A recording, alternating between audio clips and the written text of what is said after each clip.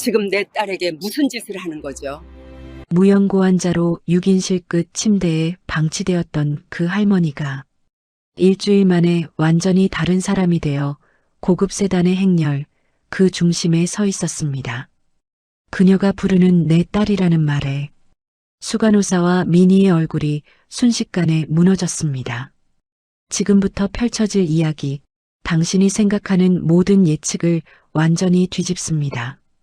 사연 시작 전 구독과 좋아요를 눌러주시면 일상의 위안이 되는 따뜻한 이야기를 가장 먼저 받아보실 수 있습니다.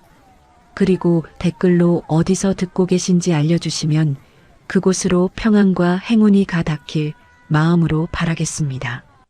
오늘의 사연 시작하겠습니다. 새벽 5시 알람 소리가 작은 원룸을 깨웠습니다. 한지원이 침대에서 몸을 일으키며 탁자 위 사진첩을 바라봤습니다. 사진첩 속에는 3년 전 돌아가신 어머니의 사진과 함께 박태수가 장례식장에서 건넨 편지가 꽂혀 있었습니다. 반드시 돌아오겠다고 했으면서 지원이 편지를 만지작거리며 중얼거렸습니다. 세수를 마친 지원은 타올로 물기를 닦으며 거울을 보았습니다. 거울 속 자신의 모습이 예전보다 훨씬 야위어 보였습니다. 오늘도 잘 버텨내자. 지원은 자신에게 다짐하며 집을 나섰습니다. 골목을 나서던 지원은 어르신 한 분이 넘어져 있는 모습을 보았습니다. 할머니 옆에는 넘어진 손수레와 그 옆으로 여기저기 흩어진 채소들이 있었어요. 차가 다니는 길이라 자칫 위험한 상황. 지원의 몸은 반사적으로 할머니를 향해 달렸어요. 어머, 할머니 괜찮으세요? 어디 다치신 데 없으세요? 아이고, 나는 괜찮은데. 제가 도와드릴게요. 일어나세요. 천천히. 지원은 양손으로 어르신을 부축해 일으키고 흩어진 채소들을 다시 담아 수레를 바르게 세웠습니다. 어이구, 고마워. 아가씨 출근해야 하는 거 아냐? 조금 늦어도 괜찮아요. 지원은 다시 물었습니다. 할머니, 정말 괜찮으신 거죠? 네, 괜찮아요. 오늘 팔아야 하는 채소가 중하지. 내가 중한가. 아가씨 덕분에 내 소중한 채소를 지켰지 뭐야. 웃으시며 지원의 팔을 꼭 잡아주셨어요. 지원은 버스 정류장을 향해 뛰었습니다. 손목 시계를 보니 이미 예정된 시간보다 5분이 지나 있었죠. 종합병원 VIP 병동에 도착하니 수간호사가 매서운 눈빛으로 쳐다봤습니다. 한지원, 또 지각이야? 수간호사가 팔짱을 끼며 소리쳤습니다. 정말 죄송합니다. 5분 늦었습니다. 지원이 고개를 숙이며 대답했습니다. 5분이면 적어? 환자들 목숨이 달린 병원에서 5분이 장난이야? 수간호사의 목소리가 병동 전체에 울려 퍼졌습니다. 다른 간호사들이 지원을 동정하는 눈빛으로 바라봤지만 아무도 나서지 않았습니다. 오늘 6인실 환자들 전부 네가 맡아.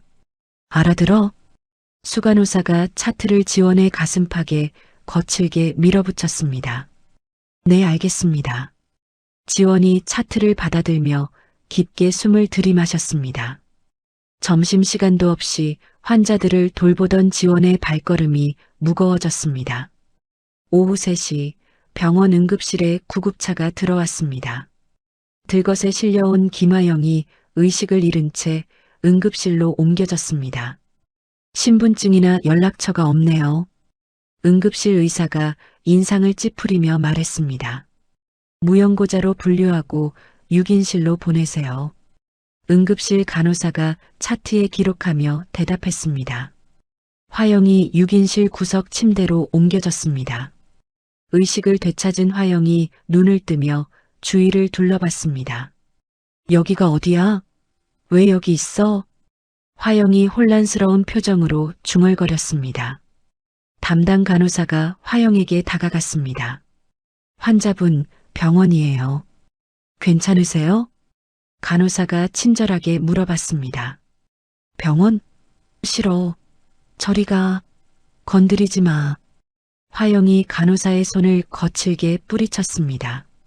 간호사가 당황하며 뒤로 물러섰습니다. 아이고야, 성격 참 까칠하시네. 간호사가 작게 중얼거리며 병실을 나갔습니다. 다른 간호사들도 화영의 까칠한 태도에 하나둘씩 담당을 피하기 시작했습니다. 한지원, 네가 저 환자 담당해. 수간호사가 기다렸다는 듯이 지원에게 명령했습니다. 네, 알겠습니다. 지원이 고개를 끄덕이며 짧게 대답했습니다. 저녁 시간, 지원이 화영의 저녁 식사를 챙기기 위해 병실로 들어갔습니다. 김화영님, 저녁 드실 시간이에요. 따끈하게 데워왔어요. 지원이 부드럽게 말하며 식판을 화영 앞에 놓았습니다. 저리 치워. 누구 보고 이런 걸 먹으래. 냄새도 싫어. 화영이 소리치며 식판을 바닥에 세게 내동댕쳤습니다. 밥과 반찬이 병실 바닥에 흩어졌습니다. 지원이 놀랐지만 아무 말 없이 바닥에 떨어진 음식을 치우려고 무릎을 꿇었어요. 그 순간 지원의 눈이 화영의 손목에 멈췄습니다. 화영의 손목에 초승달 모양의 흉터가 선명하게 드러났습니다. 지원의 손이 떨렸습니다. 3년 전 시장에서 자신을 감싸 안고 넘어졌던 어머니의 손목에 남았던 흉터와 똑같았습니다. 지원이 물컵을 떨리는 손으로 화영에게 건넸습니다. 물이에요. 물이라도 조금만 드셔보세요. 화영이 물을 한 모금 마시더니 인상을 찌푸렸습니다. 물이 왜 이렇게 써? 화영이 나직하게 중얼거렸습니다. 순간 지원의 눈가가 금세 붉어졌어요. 어머니가 병상에서 물을 드실 때마다 하시던 말과 똑같았기 때문이죠. 어머니, 지원이 떨리는 목소리로 화영의 손을 붙잡았습니다. 뭐야, 왜 이래? 화영이 당황하며 손을 뿌리치려 했지만 지원의 간절한 눈빛에 잠시 멈칫했습니다. 수간호사님, 제가 이 환자분 전담으로 간호하겠습니다. 지원이 수간호사실로 찾아가 말했습니다. 그래, 좋아하겠다. 네가 알아서 지옥을 열어젖혀주네. 수간호사가 혀를 차며 대답했습니다. 그날 밤 지원이 퇴근하지 않고 화영의 병실 옆간이 침대에서 화영의 상태를 살피며 밤을 지샜습니다. 한밤중 화영이 열에 들떠 신음하기 시작했습니다. 태수야, 내 아들, 태수야. 화영이 잠꼬대처럼 중얼거렸습니다. 지원의 가슴이 철렁 내려앉았습니다. 박태수, 3년 전 헤어진 연인의 이름이었습니다. 우연일 거야. 지원은 스스로를 달래며 눈을 감았습니다. 하지만 마음 한편에서는 이미 알 수 없는 끌림이 꿈틀거리고 있었습니다. 새벽 공기가 병실 창문 사이로 스며들며 두 여인의 첫 만남은 그렇게 조용히 깊어지고 있었습니다. 다음 날 아침 지원이 수간호사의 눈을 피해 밤새 끓인 쌀 미음을 보온병에 담아왔습니다.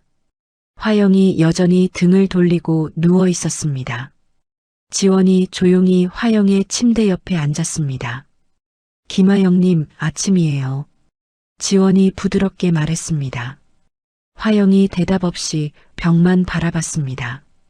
지원이 억지로 먹이려 하지 않고 어머니가 생전에 즐겨 부르시던 섬집 아기를 나직이 흥얼거리기 시작했습니다. 엄마가 섬그늘에서 굴 따러 가면 아기가 혼자 남아서 집을 보다가 지원의 맑은 목소리가 병실에 퍼졌습니다. 화영의 굳게 닫힌 눈꺼풀이 미세하게 떨렸습니다. 이틀째 지원이 같은 노래를 부르며 화영 곁을 지켰습니다. 바다에 밤배가 떠나갈 적에 등대불이 깜빡깜빡 거리어도 사흘째 되는 날 화영이 처음으로 지원이 건넨 미음 한 숟갈을 받아 먹었습니다. 지원의 눈에 기쁨의 눈물이 맺혔습니다. 맛있어요? 지원이 조심스럽게 물어봤습니다. 화영이 여전히 말이 없었지만 거부하지는 않았습니다. 지원이 다른 환자들 몰래 자신의 사비로 고단백 영양제를 샀습니다. 이거 들키면 안 돼. 지원이 혼잣말하며 화영의 링거에 영양제를 몰래 섞어 넣었습니다. 간호사들이 지원을 수군거리며 바라봤습니다. 저 간호사 뭐야? 왜 저 할머니한테만 저러지? 이상해, 정말. 무연고 환자가 엄마라도 되는 줄 아나 봐. 간호사들의 험담이 병동 전체로 퍼졌습니다. 수간호사가 다른 간호사들과 수군거렸습니다. 한지원이 요즘 이상해. 저 할머니한테 완전히 빠져 있어. 그러게요. 밤까지 남아서 간병하고. 일주일이 지났습니다. 지원이 휠체어를 가져와 화영을 태웠습니다. 김화영님, 옥상 정원으로 가요. 지원이 휠체어를 밀며 말했습니다. 화영이 거부하지 않고 지원의 손길을 받아들였습니다. 옥상 정원에 도착한 지원이 화영을 햇살 좋은 곳에 앉혔습니다. 햇살이 따뜻하구나. 화영이 처음으로 입을 열었습니다. 지원이 깜짝 놀라며 화영을 바라봤습니다.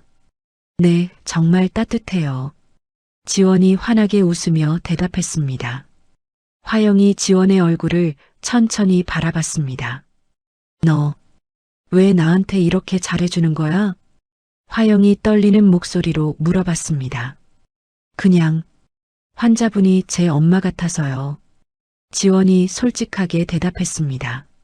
내 엄마, 네, 3년 전에 돌아가셨어요. 환자분 손목 흉터랑 똑같은 흉터가 있으셨거든요. 지원이 화영의 손목을 가리키며 말했습니다.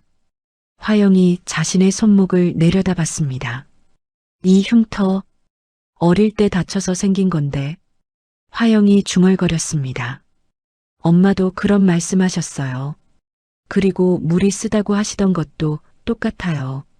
지원의 목소리가 점점 작아졌습니다. 화영의 눈에 눈물이 맺히기 시작했습니다. 내가 정말 내 엄마 같아? 네, 처음 본 순간부터 그런 느낌이었어요. 지원이 화영의 손을 살며시 잡았습니다. 이번에는 화영이 손을 뿌리치지 않았습니다. 한편 그 시각 병원 이사장실에서는 최민희가 아버지와 대화를 나누고 있었습니다.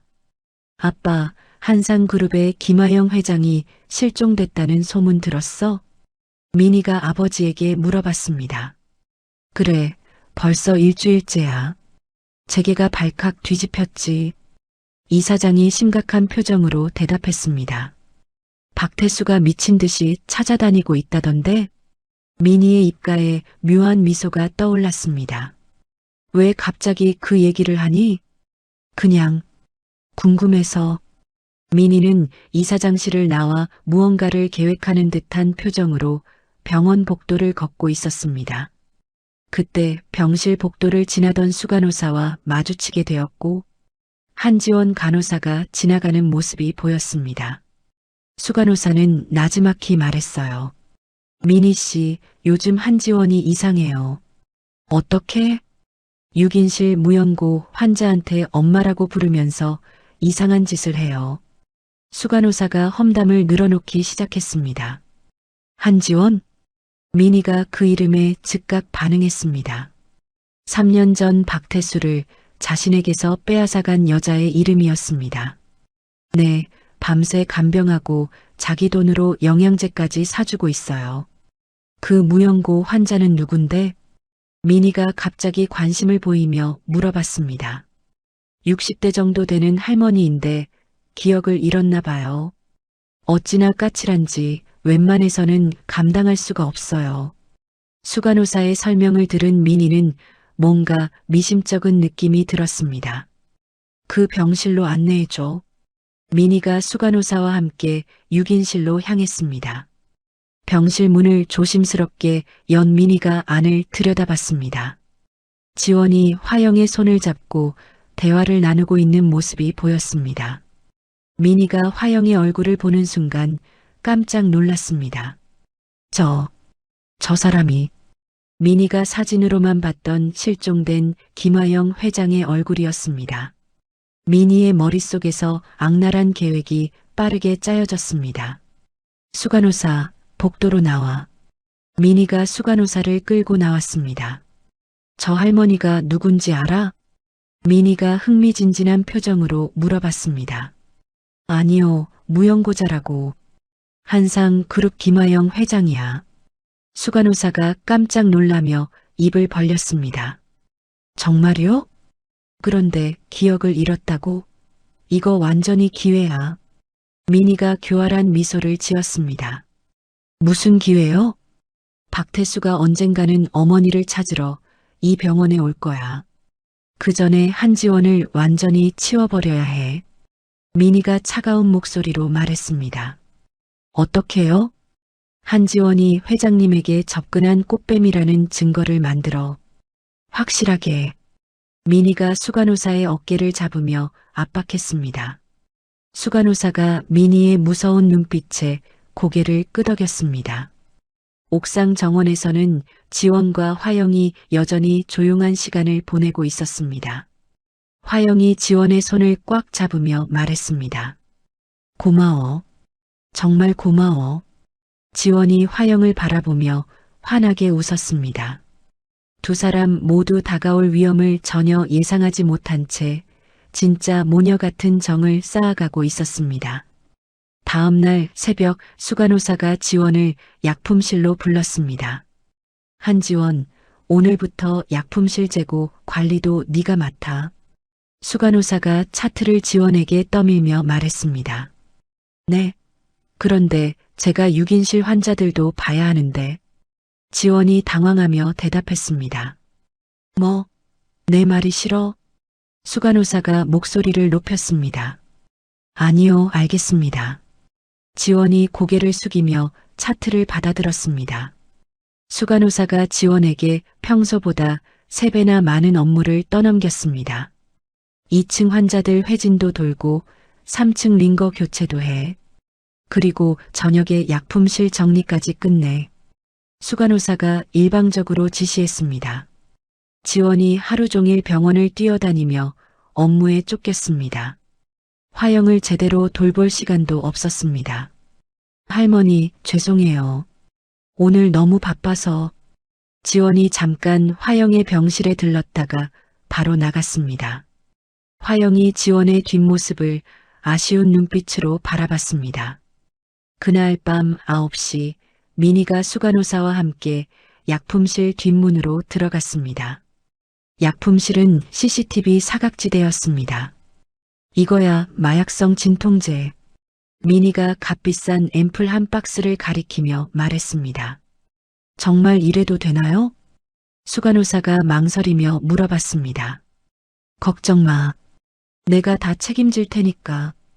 민희가 앰플 박스를 들고 나갔습니다. 수간호사가 전산 시스템에 접속해서 재고 수치를 조작했습니다. 정확히 한 박스가 지원의 담당 시간에 분실된 것처럼 기록을 바꿨습니다. 이제 됐어. 수간호사가 만족스러운 표정을 지었습니다. 민희가 화영이 있는 6인실로 향했습니다. 다른 환자들이 모두 검사를 받으러 간 빈틈이었습니다. 완벽한 타이밍이네. 민희가 앰플 박스를 화영의 침대 및 쓰레기통 깊숙이 숨겼습니다. 화영이 잠들어 있어서 아무것도 모르는 상황이었습니다. 이제 기다리기만 하면 돼. 민희가 차가운 미소를 지으며 병실을 나왔습니다. 지원이 온갖 잡무에 시달리다 자정이 다 되어서야 약품실로 향했습니다. 피곤한 몸을 이끌고 재고 정리를 시작했습니다. 이상하네. 앰플 개수가 안 맞아. 지원이 전산 기록과 실제 재고를 대조하며 고개를 갸우뚱했습니다. 몇 번을 세어봐도 앰플 한 박스가 부족했습니다. 분명히 제대로 정리했는데. 지원이 다시 한번 확인해 봤지만 결과는 마찬가지였습니다. 약품실 정리를 마친 지원이 화영의 마지막 상태를 확인하러 6인실로 향했습니다. 화영이 편안하게 잠들어 있는 것을 확인한 지원이 안도의 한숨을 쉬었습니다. 할머니, 내일은 더 많이 돌봐드릴게요. 지원이 화영에게 작게 속삭였습니다. 병실 문을 나서는 순간 복도에서 기다리고 있던 민희와 수간호사가 나타났습니다. 경비팀 4명도 함께 있었습니다. 한지원, 수간호사가 지원의 멱살을 잡으며 소리쳤습니다. 네, 왜 그러세요? 지원이 깜짝 놀라며 뒷걸음쳤습니다. 마약성 진통제 훔쳐간 게 너지. 수간호사가 지원을 약품실로 거칠게 끌고 갔습니다. 무슨 소리예요? 저는 아무것도 훔치지 않았어요. 지원이 억울하게 소리쳤습니다. 그럼 이건 뭐야? 수간호사가 조작된 전산 기록을 지원에게 보여줬습니다. 네가 담당한 시간에 정확히 앰플 한 박스가 없어졌어. 민희가 뒤에서 팔짱을 끼고 지켜봤습니다. 저는 정말 모르겠어요. 분명히 재고 정리를 제대로 했는데. 지원이 절망적인 표정으로 말했습니다. 증거를 찾아봐야겠네. 민희가 교묘하게 끼어들며 말했습니다. 경비팀이 민희의 신호를 받고 화영의 병실로 향했습니다. 여기 있네. 경비원이 화영의 침대 및 쓰레기통에서 앰플 박스를 꺼내며 소리쳤습니다. 이게 뭐예요? 지원이 놀라며 물어봤습니다. 네가 무연고 환자에게 마약을 빼돌린 증거야. 수간호사가 승리한 듯 소리쳤습니다. 화영이 소음에 잠에서 깨어 상황을 파악했습니다. 지원아, 무슨 일이야? 화영이 걱정스러운 표정으로 물어봤습니다. 할머니, 저는 정말 아무것도 하지 않았어요. 지원이 눈물을 흘리며 화영에게 말했습니다. 민희가 병원장에게 전화를 걸었습니다. 병원장님, 간호사가 마약을 훔쳤어요. 당장 경찰을 부르지 않으면 이사장님께 보고하겠어요. 민희가 협박조로 말했습니다. 지원이 차가운 복도 바닥에 주저앉았습니다. 3년 전 어머니의 임종을 지키지 못했던 무력감이 다시 밀려왔습니다. 또 이런 일이. 지원이 두 손으로 얼굴을 가리며 흐느꼈습니다. 수간호사가 경비팀에게 지시했습니다. 저 여자 잡아둬. 경찰 올 때까지.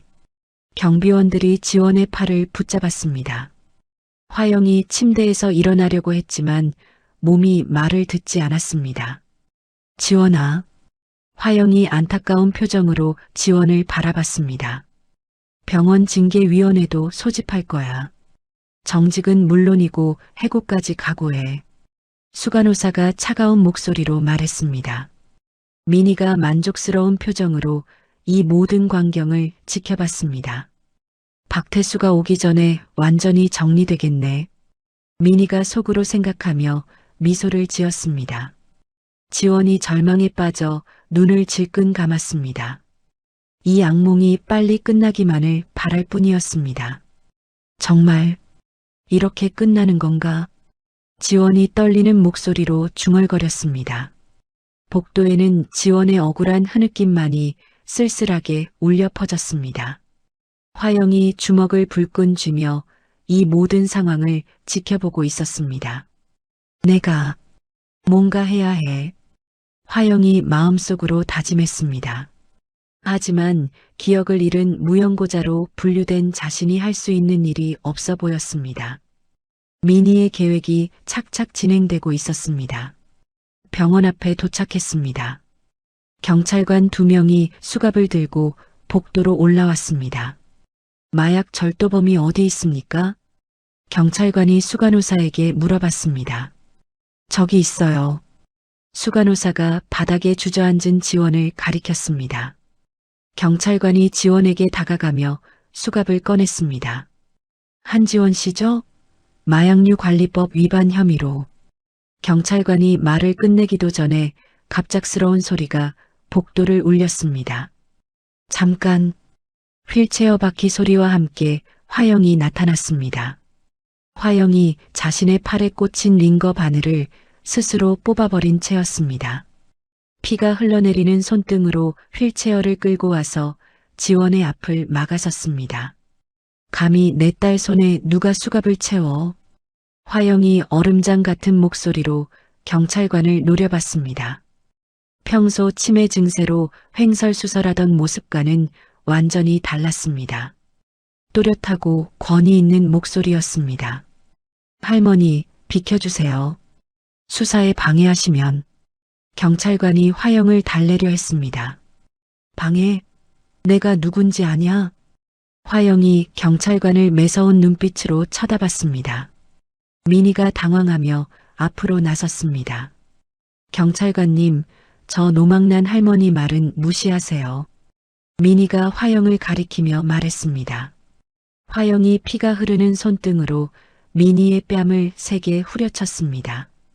짝! 미니가 뺨을 부여잡고 뒤로 휘청거렸습니다. 노망, 감히 누가 나한테.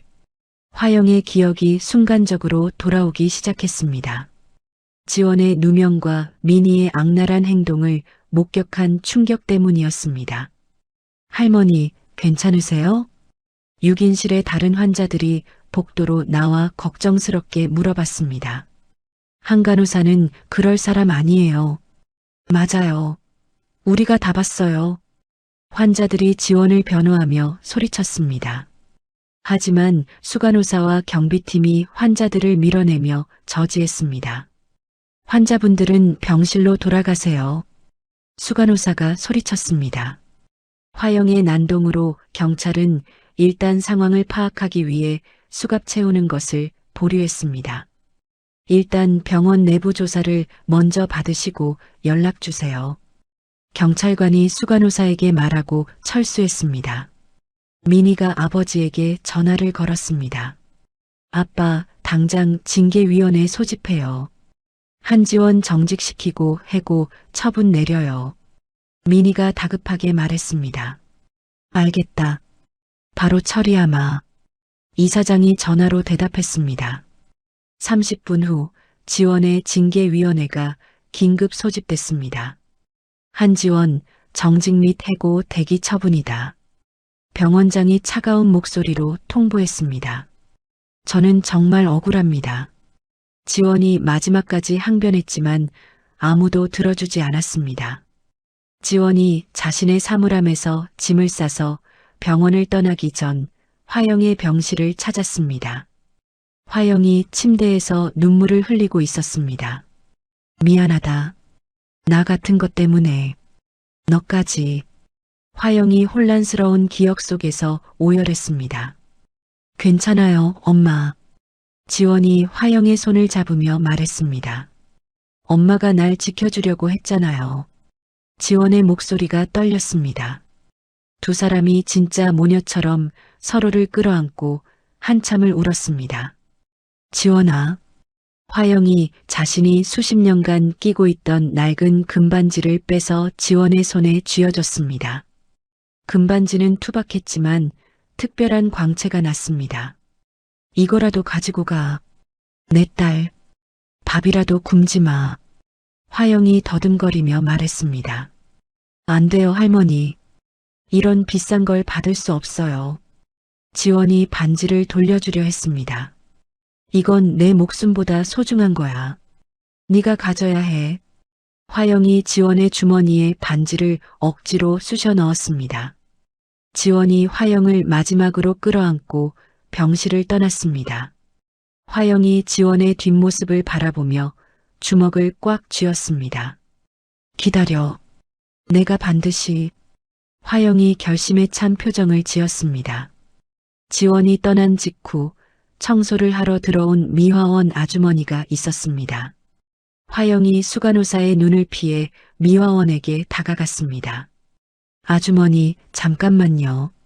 화영이 미화원을 조용히 불렀습니다. 네, 할머니. 미화원이 대답했습니다. 화영이 자신의 다른 손가락에서 금반지 하나를 더 빼서 미화원에게 건넸습니다. 이걸 받고 딱 한 번만. 부탁이 있어요. 화영이 간절한 표정으로 말했습니다. 무슨 부탁인데요? 미화원이 금반지를 받으며 물어봤습니다. 이 번호로 전화를 걸어서 603호라고만 전해주세요. 화영이 종이에 적힌 번호를 미화원에게 건넸습니다. 그것은 한상 그룹 비서실장의 직통 번호였습니다. 603호요? 네, 그것만 전해주시면 돼요. 제발 부탁드려요. 화영이 미화원의 손을 꽉 잡았습니다. 알겠어요, 할머니. 미화원이 고개를 끄덕였습니다. 화영이 안도의 한숨을 쉬며 침대로 돌아갔습니다. 1시간 후 미화원이 공중전화에서 화영이 준 번호로 전화를 걸었습니다. 여보세요. 한상 그룹 비서실입니다. 603호라고 전해달라고 하는데요. 미화원이 화영의 부탁대로 전했습니다. 전화 너머에서 깜짝 놀라는 소리가 들렸습니다. 지금 뭐라고 하셨습니까? 비서실장이 급하게 물어봤습니다. 603호요. 어느 병원에서 전화하신 거죠? 비서실장이 다급하게 확인했습니다. 미화원이 병원 이름을 알려줬습니다. 알겠습니다. 감사합니다. 비서실장이 전화를 끊고 즉시 박태수에게 연락했습니다. 화영의 신호가 드디어 도달한 것이었습니다. 화영이 병실에서 창밖을 바라보며 중얼거렸습니다. 이제 시작이다. 기다려라. 화영의 눈빛에 복수의 불꽃이 타오르기 시작했습니다. 일주일간의 치밀한 계획이 이제 곧 시작될 것이었습니다. 그로부터 정확히 일주일 후 민희가 태수에게 어머니를 찾았다고 연락하기로 한 바로 그날이었습니다. 지원이 마지막 정상금을 받기 위해 병원 로비에 들어섰습니다. 주머니 속에서 화영이 준 오래된 금반지를 만지작거리며 지원은 지난 일주일을 떠올렸습니다. 할머니는 무사히 버텼을까? 지원이 마음속으로 걱정하며 병원 안을 둘러봤습니다. 병원 로비는 아침부터 심상치 않은 분위기였습니다. 병원장과 주요 이사진들이 정장을 차려입고 긴장한 모습으로 서 있었습니다. 검은 정장의 사내들이 곳곳에 도열해 있었습니다. 뭔가 큰일이 있나 봐. 지원이 로비 구석으로 몸을 숨기며 상황을 지켜봤습니다. 그 무리 속에서 최민희와 수간호사의 모습도 보였습니다. 민희가 병원장에게 거만하게 지시를 내리고 있었습니다. 아빠, 오늘은 절대 실수하면 안 돼. 민희가 아버지에게 귀띔했습니다. 걱정 마라. 모든 준비가 끝났다. 병원장이 자신만만하게 대답했습니다.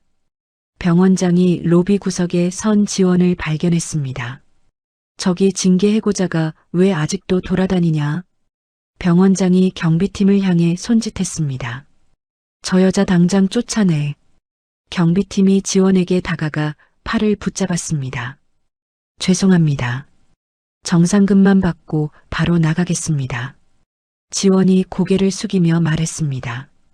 경비팀이 지원을 끌어내려는 바로 그 순간이었습니다. 병원 정문 앞에 번호판조차 없는 검은색 고급 세단차들이 줄지어 멈춰 섰습니다. 저게 뭐야? 로비에 있던 사람들이 모두 창밖을 바라봤습니다. 병원장과 민희의 얼굴이 순식간에 사색이 됐습니다. 설마. 민희가 떨리는 목소리로 중얼거렸습니다. 검은 정장의 경호원들이 마지막 세단차의 문을 열었습니다. 그 안에서 김하영이 완전히 다른 모습으로 내렸습니다. 일주일 전에 초라했던 모습은 온데간데 없었습니다. 고급 한복을 입고 당당한 자세로 걸어오는 화영의 모습에 모든 사람이 압도됐습니다. 김하영 회장님. 병원장이 90도로 허리를 숙이며 소리쳤습니다. 화영과 함께 한상그룹의 법무팀과 비서실 직원들이 병원 안으로 들어왔습니다. 그리고 화영의 바로 옆에는 박태수가 서 있었습니다. 어머니. 태수가 화영을 걱정스럽게 바라봤습니다. 괜찮다, 태수야. 화영이 아들을 향해 따뜻하게 미소 지었습니다. 화영의 첫 번째 시선은 경비에게 붙들린 지원에게 향했습니다. 지금 내 딸에게 무슨 짓을 하는 거지? 화영이 얼음장 같은 목소리로 병원장을 노려봤습니다. 병원장과 민희, 수간호사가 내 딸이라는 말에 경악했습니다. 회장님? 저 간호사가 회장님의 딸이라고요? 병원장이 더듬거리며 물어봤습니다. 당장 손 떼. 화영이 경호원들에게 눈짓했습니다. 경호원들이 지원을 붙잡고 있던 경비팀을 밀어냈습니다. 지원이 자유로워지자 화영을 구하기 위해 돌아온 모습에 충격을 받았습니다. 할머니, 아니 회장님, 지원이 어떻게 불러야 할지 몰라 당황했습니다. 그때 지원의 곁에 선 한 남자를 발견했습니다. 3년 전 어쩔 수 없이 헤어져야 했던 박태수였습니다. 지원아. 태수가 이 사진의 시선도 아랑곳하지 않고 지원에게 달려왔습니다. 태수야? 지원이 믿을 수 없다는 표정으로 태수를 바라봤습니다. 태수가 지원을 끌어안으며 말했습니다. 미안해, 늦어서 미안해. 태수의 목소리가 떨렸습니다. 태수가 지원의 손에 쥐어진 오래된 금반지를 발견했습니다. 어머니, 이 반지가 왜 지원이 손에? 태수가 충격과 혼란에 휩싸였습니다. 화영이 모든 기억이 돌아온 듯한 표정으로 말했습니다. 태수야, 네가 3년 전 그토록 사랑했던 여인을 이제야 내 딸로 알아봤다. 화영의 눈에 눈물이 글썽였습니다. 로비에 있던 모든 사람이 이 극적인 상황을 지켜봤습니다. 민희가 믿을 수 없다는 표정으로 이 광경을 바라봤습니다. 이럴 수가 없어. 민희가 속으로 소리쳤습니다. 병원장이 상황을 파악하지 못하고 어쩔 줄 몰라 했습니다. 회장님, 도대체 무슨 일이? 병원장이 조심스럽게 물어봤습니다. 일주일 전 나는 이 병원에 무연고자로 입원했었다. 화영이 당당하게 말했습니다. 그때 나를 진짜 딸처럼 돌봐준 사람이 바로 이 아이다. 화영이 지원을 가리켰습니다. 그런데 누군가 이 아이에게 누명을 씌워 쫓아냈지. 화영의 목소리가 점점 차가워졌습니다. 수간호사가 뒤로 숨으려 했지만 화영의 시선을 피할 수 없었습니다. 일주일간 나는 모든 것을 지켜봤다. 그리고 준비했다. 화영이 비서실장에게 눈짓했습니다. 비서실장이 가방에서 각종 증거 자료를 꺼냈습니다. 이제 진실을 밝힐 시간이다. 화영이 선언했습니다. 태수가 지원의 손을 꽉 잡았습니다. 다신 너를 놓지 않을 거야. 태수가 지원에게 속삭였습니다. 지원이 태수의 품에서 오랫동안 참았던 눈물을 터뜨렸습니다. 정말 꿈 같아. 지원이 흐느끼며 말했습니다. 화영이 지원과 태수를 바라보며 따뜻한 미소를 지었습니다. 하지만 민희와 수간호사를 바라보는 눈빛은 얼음같이 차갑했습니다. 이제 정말 시작이다. 화영이 마음속으로 다짐했습니다. 로비의 긴장감이 절정에 달했습니다. 진실이 밝혀지는 순간이 코앞에 다가왔습니다. 모든 진실이 밝혀지려던 순간 최민희가 갑자기 앞으로 나섰습니다. 잠깐, 이 모든 건 사기극이에요. 민희가 큰 소리로 외쳤습니다. 병원 이사장이 민희의 뒤에서 나타나며 딸을 지지했습니다. 여러분, 진정하시기 바랍니다. 이사장이 위험 있는 목소리로 말했습니다. 김하영 회장님은 사고 후유증으로 심신미약 상태이며 저 간호사가 그 틈을 파고든 것입니다. 민희가 자신만만하게 주장했습니다. 화영이 분노로 몸을 떨었습니다. 무슨 헛소리를. 어머니, 진정하세요. 태수가 화영을 달래려 했습니다. 민희가 가방에서 서류를 꺼내 들었습니다. 여기 정신과 전문의의 소견서가 있습니다. 한지원은 태수 씨를 3년 전부터 계획적으로 유혹한 꽃뱀입니다. 민희가 위조된 서류를 이사진들에게 보여줬습니다. 그리고 회장님에게 의도적으로 접근해서 재산을 노렸다는 증거도 있어요. 지원이 믿을 수 없다는 표정으로 민희를 바라봤습니다. 그런 말도 안 되는. 닥쳐. 민희가 지원을 향해 소리쳤습니다. 이사장이 긴급 이사회 소집을 선언했습니다. 회장님은 현재 정상적인 경영 판단이 불가능합니다. 한정후견인 지정이 필요합니다. 이사장이 의사봉을 두드렸습니다. 저를 김하영 회장의 한정후견인으로 지정해달라는 안건을 상정합니다. 이사장의 말에 이사진들이 술렁거렸습니다. 화영이 이들의 치밀한 계략을 깨닫고 경악했습니다. 이건 경영권 찬탈이야. 화영이 소리쳤습니다. 수간호사가 증인으로 나서서 거짓 증언을 시작했습니다. 한지원이 평소에도 남자 환자들에게 이상하게 접근했어요. 그리고 김하영 환자에게 몰래 약물을 투여하는 것도 목격했습니다. 수간호사가 당당하게 위증했습니다. 태수가 테이블을 3개 내리쳤습니다. 이건 명백한 경영권 찬탈 시도입니다.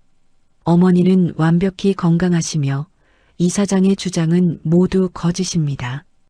태수가 분노로 떨리는 목소리로 소리쳤습니다. 민희가 기다렸다는 듯이 받아쳤습니다. 보십시오. 이사진 여러분. 아드님이라 판단이 흐려지셨습니다. 저렇게 감정적으로 나오시는 게 그 증거 아닙니까? 민희가 이사진들을 향해 말했습니다. 이사장이 태수의 반박을 묵살했습니다.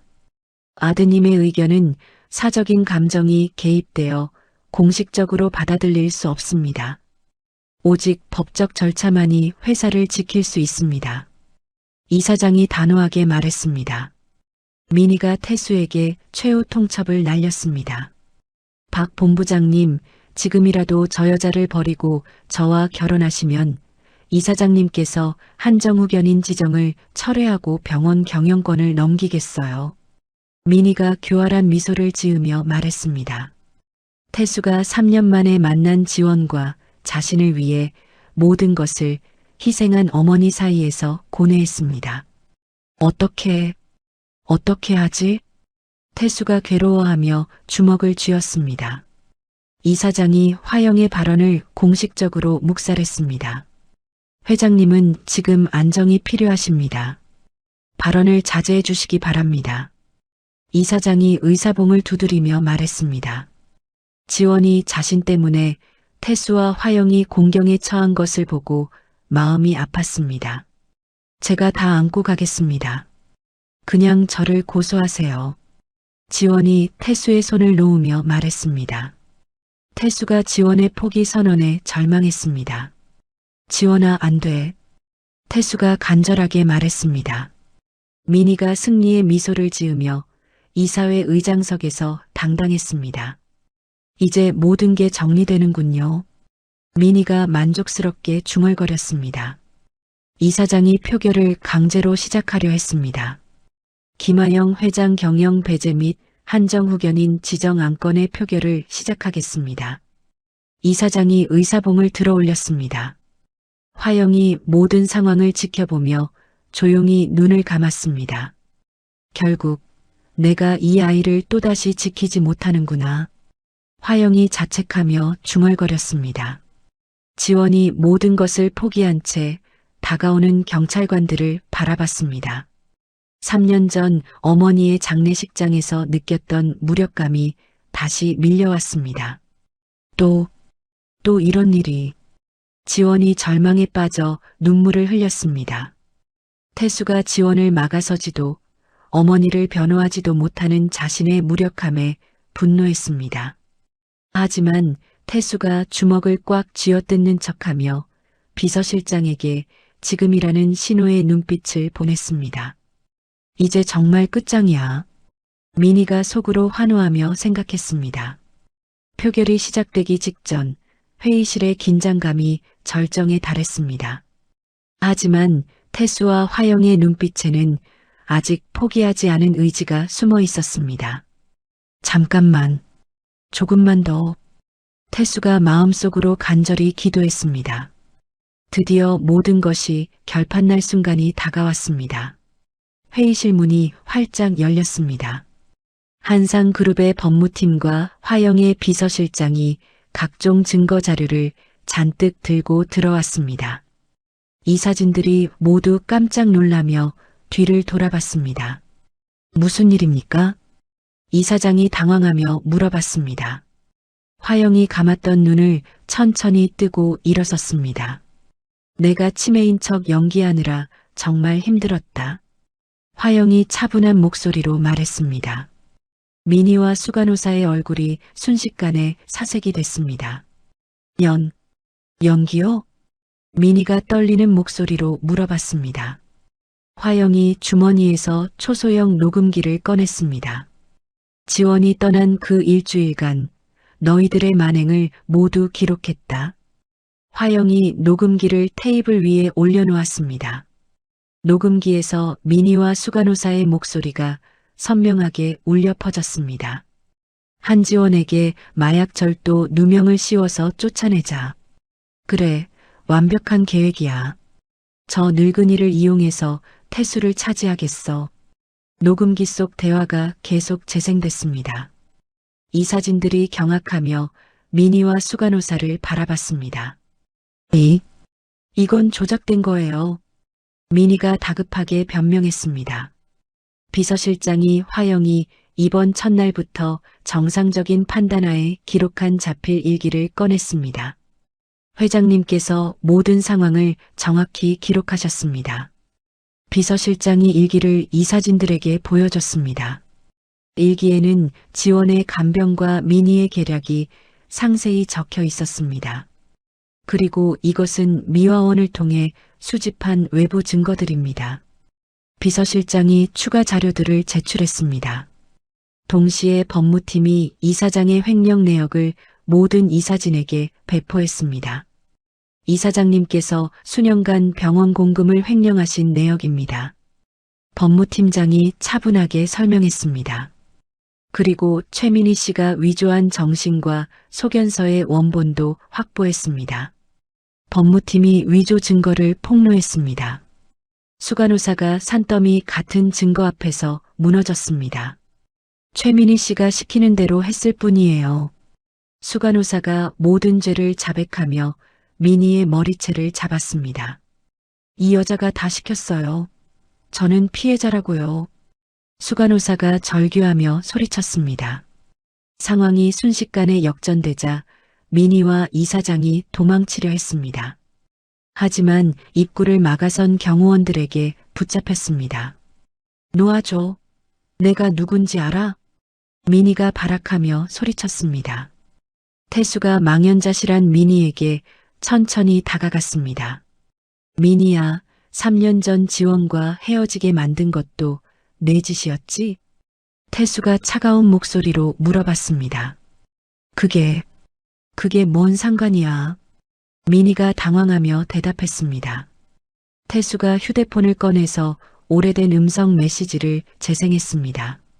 내 엄마가 그 고아년을 절대 허락하지 않을 거라 했지? 하하. 3년 전 민희가 태수에게 보낸 조롱이 담긴 음성 메시지였습니다.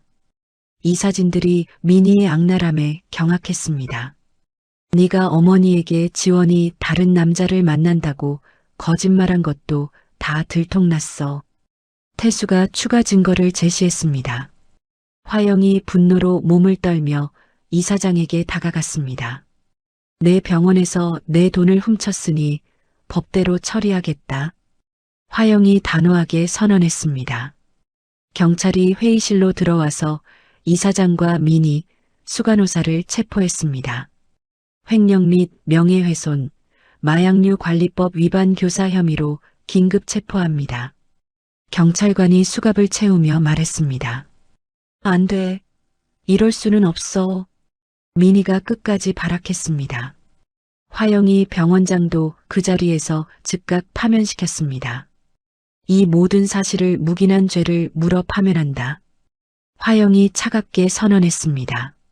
지원이 이 모든 광경을 멍하니 바라보다가 안도의 한숨을 쉬었습니다. 정말 끝난 건가요? 지원이 떨리는 목소리로 물어봤습니다. 화영이 수많은 이사진 앞에서 지원의 손을 높이 치켜들었습니다. 이 아이가 내 아들이 3년간 그리워한 여자이자 내가 목숨으로 지켜낸 내 딸이다. 화영이 공식적으로 선언했습니다. 이 사진들이 모두 박수를 치며 지원을 환영했습니다. 화영이 지원의 주머니에서 낡은 금반지를 다시 꺼냈습니다. 이것이 한상의 안주인에게만 물려주는 징표다. 화영이 금반지를 지원의 손가락에 다시 끼워줬습니다. 금반지가 지원의 손가락에 완벽하게 맞았습니다. 이제 정말 우리 가족이구나. 화영이 따뜻한 미소를 지었습니다. 태수가 지원을 부드럽게 안아주며 속삭였습니다. 다시는 너를 놓지 않을게. 태수의 목소리가 감정으로 떨렸습니다. 지원이 그 품에서 오랫동안 참아왔던 눈물을 터뜨렸습니다. 고마워요. 정말 고마워요. 지원이 흐느끼며 말했습니다. 회의실 밖으로 끌려가는 민희가 마지막으로 소리쳤습니다. 이게 끝이 아니야. 내가 다시 돌아올 거야. 하지만 아무도 그녀의 말에 신경 쓰지 않았습니다. 화영이 태수와 지원을 바라보며 만족스러운 표정을 지었습니다. 이제 정말 새로운 시작이다. 화영이 두 사람을 따뜻하게 바라보며 중얼거렸습니다. 길고 긴 악몽이 드디어 끝났습니다. 진실이 승리한 순간이었습니다. 그날 저녁 태수의 집이 아닌 화영이 지원을 위해 직접 마련한 아늑한 한옥집에서 세 사람이 모였습니다. 따뜻한 황토방에 소반을 놓고 처음으로 진짜 가족으로서 저녁 식사를 함께 했습니다. 화영이 직접 끓인 된장찌개와 정성스럽게 준비한 반찬들이 소반 위에 가득했습니다. 지원아, 많이 먹어. 화영이 지원의 그릇에 밥을 정성스럽게 퍼주었습니다. 어머니, 이렇게까지 하시면 안 되는데요. 지원이 눈시울을 붉히며 말했습니다. 뭔 소리야. 내 딸한테 밥 해주는 게 당연하지. 화영이 따뜻한 미소를 지으며 대답했습니다. 태수가 어머니와 지원이 나누는 대화를 흐뭇하게 바라봤습니다. 식사 도중 화영이 갑자기 젓가락을 내려놓고 지원에게 고개를 깊이 숙였습니다. 지원아, 정말 미안하다. 화영의 목소리가 떨렸습니다. 어머니, 왜 그러세요? 지원이 당황하며 화영을 일으켜 세우려 했습니다. 3년 전에 네가 고아라는 이유만으로 태수와의 결혼을 그토록 모질게 반대했었다. 화영이 눈물을 흘리며 고백했습니다. 나도 가난한 집안에서 한상으로 시집와서 평생을 시어머니에게 구박받았다. 화영이 과거를 회상하며 말을 이어갔습니다. 너도 나와 같은 고통을 겪을까봐 두려웠다. 하지만 그건 변명일 뿐이야. 화영이 자신의 잘못을 진심으로 사죄했습니다. 지원이 화영의 손을 꼭 잡았습니다. 어머니, 이제 그런 말씀하지 마세요. 모든 게 과거의 일이에요. 지원이 화영을 위로했습니다.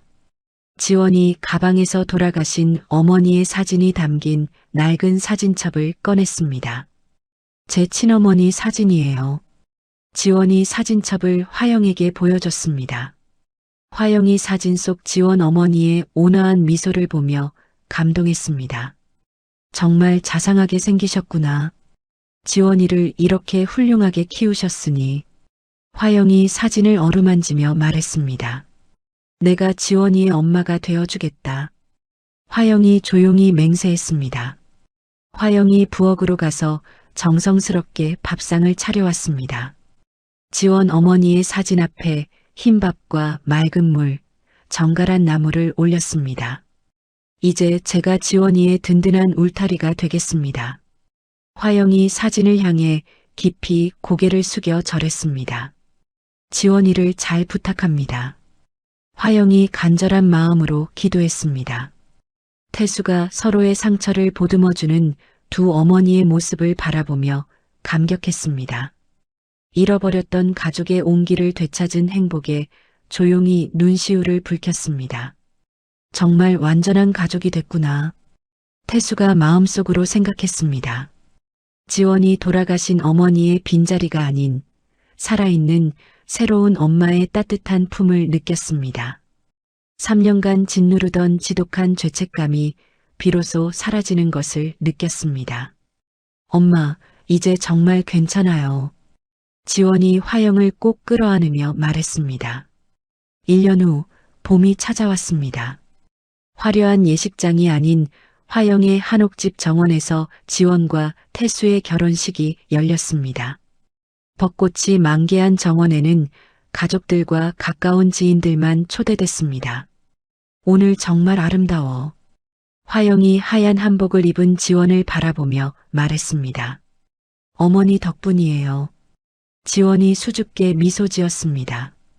태수가 신랑복을 차려입고 지원 앞에 섰습니다.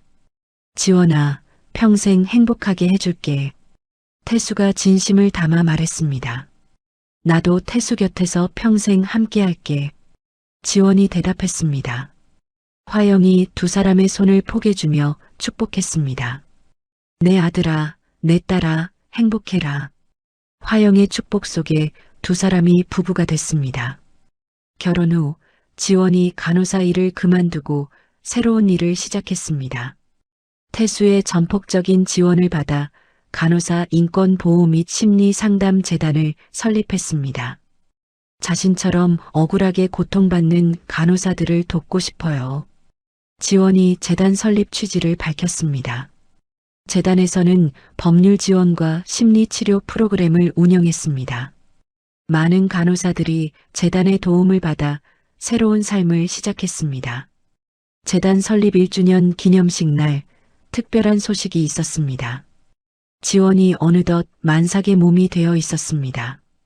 화영이 그 누구보다 행복한 미소로 예비 손주를 기다렸습니다. 우리 손주 얼굴이 궁금하다. 화영이 지원의 배를 살며시 쓰다듬으며 말했습니다. 분명 태수 닮은 예쁜 아기일 거예요. 지원이 행복한 표정으로 대답했습니다. 최민희와 이사장은 모든 재산을 몰수당하고 법의 심판을 받았습니다.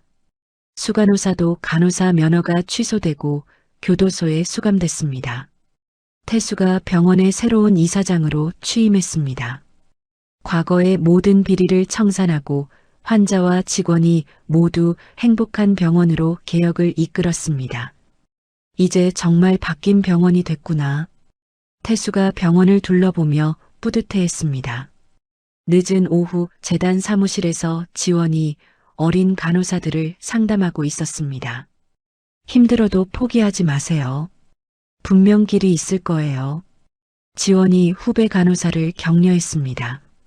그때 태수와 화영이 갓 태어난 아기를 안고 사무실로 들어왔습니다. 우리 아가가 엄마를 찾고 있어. 태수가 환한 미소로 말했습니다. 지원이 아기를 받아 안으며 눈물을 흘렸습니다. 정말 꿈 같아요. 지원이 감격하며 말했습니다. 화영이 손주를 바라보며 흐뭇해했습니다. 이제 정말 완벽한 가족이구나. 화영이 만족스럽게 중얼거렸습니다. 세 사람이 이제는 네 사람이 되어 서로를 바라보며 미소를 나눴습니다. 과거의 상처가 아문 자리에 피어난 진정한 가족의 행복을 만끽했습니다. 우리 모두 행복하자. 화영이 가족들을 끌어안으며 말했습니다. 따뜻한 오후 햇살이 재단 사무실을 가득 채우며 새로운 생명과 함께하는 행복한 가족의 이야기가 계속되고 있었습니다. 진정한 가족이란 혈연이 아니라 마음으로 만들어지는 것일지도 모릅니다. 한지원과 김하영처럼 처음엔 낯선 사람이었지만 서로를 지키고 품어주는 마음이 진짜 모녀의 인연을 만들어냈죠. 때로는 우리 곁에 있는 소중한 사람들을 놓치기도 하고 오해와 편견으로 상처를 주기도 합니다. 하지만 진심으로 사랑하고 보듬어 주려는 마음만 있다면 어떤 시련도 이겨낼 수 있다는 것을 이들의 이야기가 보여주었어요. 지원이가 화영 할머니를 진심으로 간병했듯이 화영이 지원을 목숨 걸고 지켜냈듯이 우리도 누군가에게는 그런 따뜻한 존재가 되고 있을 거예요. 가족의 형태는 달라도 서로를 아끼고 사랑하는 마음이야말로 가장 소중한 것이 아닐까요? 오늘의 이야기는 여기까지입니다. 누군가의 삶을 따라 걸어본 오늘, 여러분 마음에 작은 수마나 쉬어가는 순간이 되었길 바라며 이야기 속 누군가에게 전해주고 싶은 말이 있다면 댓글로 남겨주세요. 그 한 줄이 누군가에게는 큰 위로가 될지도 모릅니다. 오늘도 고생 많으셨습니다. 따뜻한 밤 보내세요. 감사합니다. 이거 대체 왜 이러는 거야? 낡은 편의점에서 거지 행색의 낯선 남자가 일부러 상품들을 넘어뜨리며 퉁명스럽게 말했습니다. 괜찮습니다. 서연은 화를 내는 대신 따뜻한 물과 수건을 건넸습니다. 몸이 불편하시면 잠시 쉬었다 가세요. 그 순간 거지로 변장한 재벌 회장은 깨달았습니다. 자신이 준비한 시험이 얼마나 치졸했는지를. 예비 며느리를 모함하려던 계획은 오히려 그 자신을 무릎 꿇게 만들었고 한 여인의 순수한 선의가 거대한 재벌가 전체를 뒤바꾸는 놀라운 반전이 시작됩니다. 오늘의 사연 시작합니다. 현성그룹 이건명 회장이 낡은 털모자를 깊숙이 눌러쓰고 거울을 들여다봤습니다. 거울 속 자신의 모습은 평소와 전혀 달랐습니다. 해진 점퍼에 때 묻은 바지, 그리고 며칠 씻지 않은 듯한 수염이 그를 완전히 다른 사람으로 만들어 놓았죠. 이 정도면 되겠군. 이건명이 작게 중얼거리며 지갑에서 10,000원짜리 한 장만 꺼내 주머니에 넣었습니다. 오늘은 아들 도윤의 약혼녀 정서연을 직접 만나볼 참이었습니다. 여보, 정말 그 아이가 진심인지 확인해야 해요. 세상을 떠난 아내의 마지막 말이 귓가에 맴돌았습니다. 아내는 늘 말했죠. 사람의 진짜 모습은 어려움 앞에서 드러난다고 말입니다. 이건명이 외진 편의점 앞에 도착했습니다. 패밀리마트 서초점이라는 간판이 희미하게 깜빡였습니다. 유리문 너머로 계산대에 앉아있는 젊은 여성이 보였죠. 바로 정서연이었습니다. 이건명이 문을 밀고 들어섰습니다. 따르릉 소리와 함께 서연이 고개를 들었습니다. 어서 오세요. 서연이 밝게 인사했습니다. 이건명은 대답 없이 진열대 쪽으로 걸어갔습니다. 일부러 걸음걸이를 비틀거리며 고가 상품들이 진열된 선반 앞에 섰죠. 이건 얼마야? 이건명이 손으로 비싼 위스키 병을 가리키며 물었습니다. 10만 원입니다. 서연이 정중하게 답했습니다. 왜 이렇게 비싸? 이건? 이건명이 다른 상품을 가리켰습니다. 그러더니 갑자기 손을 휘둘러 선반 위의 과자 상자들을 바닥에 떨어뜨렸습니다. 아, 죄송합니다. 서연이 재빨리 계산대에서 나와 떨어진 상품들을 주워 담기 시작했습니다. 괜찮습니다. 제가 정리할게요. 이건명이 서연의 얼굴을 유심히 관찰했습니다. 화를 내거나 짜증을 낼 법도 한데 오히려 미안해하고 있었죠. 물 좀 달라고. 이건명이 퉁명스럽게 말했습니다. 네, 잠깐만요. 서연이 뒤쪽 냉장고에서 생수를 꺼내왔습니다. 1,000원입니다. 공짜로 줄 수는 없나? 이건명이 빈정거리는 투로 말했습니다. 서연이 잠시 망설이더니 미소를 지었습니다. 아, 목이 많이 마르셨나 봐요. 잠시만 기다리세요. 서연이 직원용 정수기에서 종이컵에 물을 받아왔습니다. 그리고 깨끗한 수건까지 함께 내밀었죠. 몸이 불편하시면 잠시 쉬었다 가세요. 이건명이 서연의 맑은 눈을 바라봤습니다. 그 눈에는 진짜 걱정이 담겨 있었습니다. 계산적인 친절이 아니라 진심에서 우러나온 배려였죠. 고맙군. 이건명이 물을 받아 마셨습니다. 따뜻한 물이 목구멍을 타고 내려가면서 묘한 감정이 올라왔습니다. 이때 다른 직원이 나타났습니다. 서연아, 뭐 하는 거야? 저런 사람한테 공짜로 물까지 주고. 최 씨가 인상을 찌푸리며 말했습니다. 괜찮아요. 목이 마르셨나 봐요. 서연이 조용히 대답했습니다. 쓸데없는 선에 베풀지 마. 나중에 매니저한테 혼날 거야. 최 씨가 계산대로 돌아가며 투덜거렸습니다. 이건명이 진열대를 돌아다니다가 유통기한이 하루 남은 샌드위치를 집어들었습니다. 이거 계산해줘. 그건 유통기한이 내일까지예요. 드시지 마세요. 서연이 다급하게 말했습니다. 상관없어. 싸니까 이걸로 할 거야. 안 돼요. 몸에 해로울 수도 있어요. 서연이 샌드위치를 빼앗듯 가져갔습니다. 그리고 자신의 주머니에서 식권을 꺼냈죠. 이걸로 따뜻한 죽이라도 드세요. 그리고 이 도시락도 가져가세요. 서연이 신선한 도시락까지 함께 내밀었습니다. 이건명이 멍하니 서연을 바라봤습니다. 자신을 위해 자기 돈을 쓰고 있는 이 젊은 여성을 보며 가슴 한구석이 따뜻해졌습니다. 왜 이러는 거야? 그냥요. 힘들어 보이세요. 서연이 수줍게 미소 지었습니다. 이건명이 도시락을 받아들고 편의점 문을 나섰습니다. 찬바람이 얼굴을 스쳤지만 가슴속은 따뜻했습니다.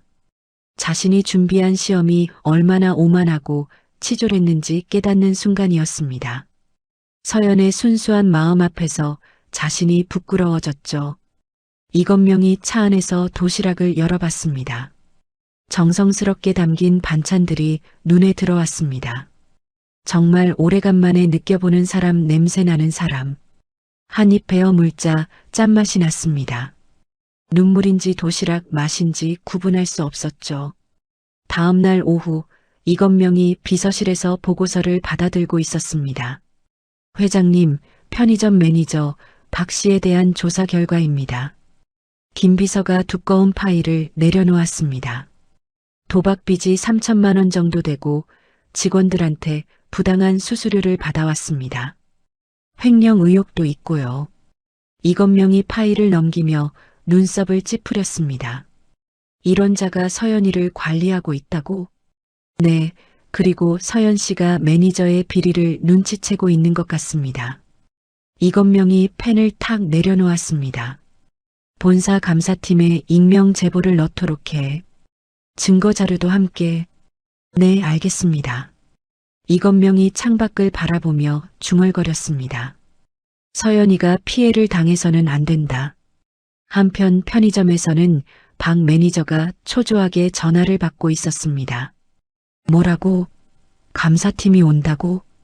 박 매니저의 얼굴이 새하얗게 변했습니다. 수화기 너머로 본사 직원의 목소리가 들려왔죠. 내일 오전에 나갈 예정입니다.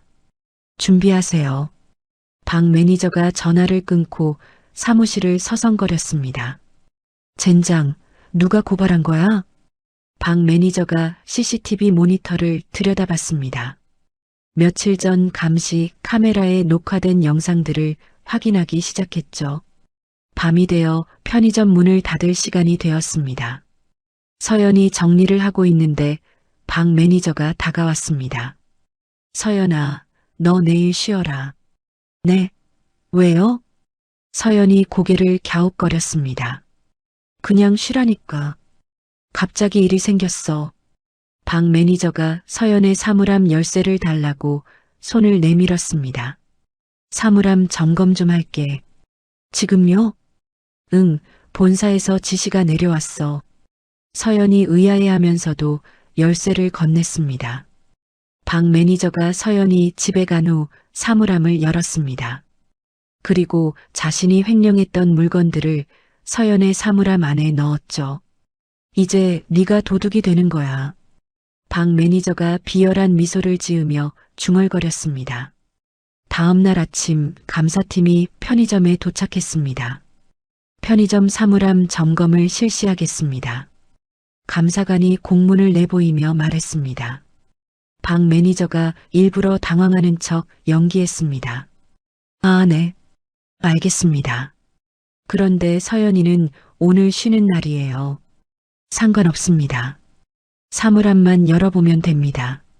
감사관이 서연의 사물함을 열자 빼돌린 물건들이 쏟아져 나왔습니다. 이게 뭡니까? 저도 모르겠는데요. 방 매니저가 눈을 크게 뜨며 놀라는 척했습니다. 정서연 씨를 호출하세요. 1시간 후 서연이 급하게 편의점에 도착했습니다. 무슨 일이에요? 정서연 씨, 당신 사물함에서 이런 것들이 나왔습니다. 감사관이 물건들을 가리켰습니다. 서연이 깜짝 놀라며 고개를 저었습니다. 저 이런 거 넣은 적 없어요. CCTV를 확인해 보겠습니다. 방 매니저가 미리 편집해둔 영상을 틀었습니다. 영상에는 서연이 사물함에 뭔가를 넣는 모습이 나왔죠. 이게 뭐죠? 서연이 화면을 보며 당황했습니다. 이상해요. 저 이런 적 없는데. 증거가 명확합니다. 경찰에 신고하겠습니다. 감사관이 차갑게 말했습니다. 곁에서 지켜보던 최 씨가 끼어들었습니다. 사실 서연이가 요즘 이상했어요. 자꾸 비싼 물건들 만지작거리고. 최 씨, 그게 무슨 말이야? 서연이 믿을 수 없다는 표정으로 최 씨를 바라봤습니다. 미안해, 서연아. 하지만 사실을 말해야지. 최 씨가 고개를 돌리며 말했습니다. 서연이 무릎이 풀려 주저앉을 뻔했습니다.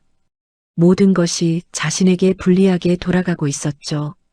정서연 씨, 경찰서에 동행해 주세요. 감사관이 차갑게 말했습니다. 서연이 떨리는 목소리로 대답했습니다. 저 정말 안 했어요. 누군가 저에게 누명을 씌우는 거예요. 하지만 아무도 서연의 말을 믿어주지 않았습니다.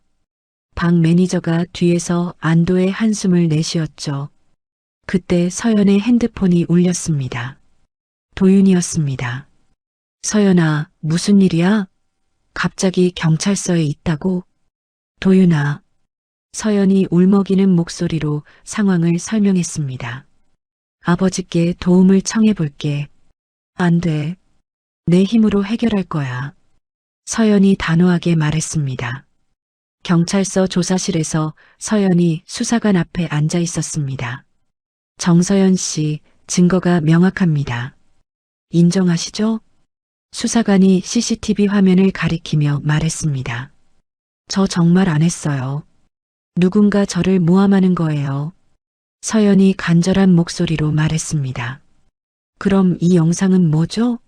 조작된 거라는 말입니까? 그럴 수도 있잖아요. 증거를 가져오세요. 아니면 기소될 수 있습니다. 수사관이 차갑게 말하며 조서를 정리했습니다. 서연이 경찰서를 나와 터벅터벅 걸었습니다. 하늘이 회색빛으로 변해가고 있었죠. 그때 한 남자가 서연 앞에 나타났습니다. 정서연 씨죠? 서연이 고개를 들어 낯선 남자를 바라봤습니다. 깔끔한 정장을 입은 30대 초반의 남성이었죠. 누구세요? 신화그룹 민준호입니다.